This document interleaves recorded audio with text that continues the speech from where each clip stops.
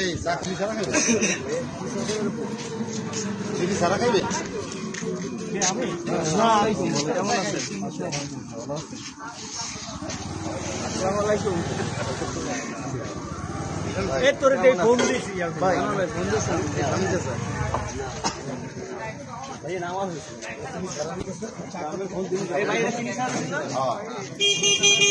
কেউ কোনো দরদাম করবা না, কেউ কোনো উচ্ছৃঙ্খল কিছু করবা না, একদম নিরিবিলি ঠান্ডা মাথায় দলের নির্দেশ আমি মানি।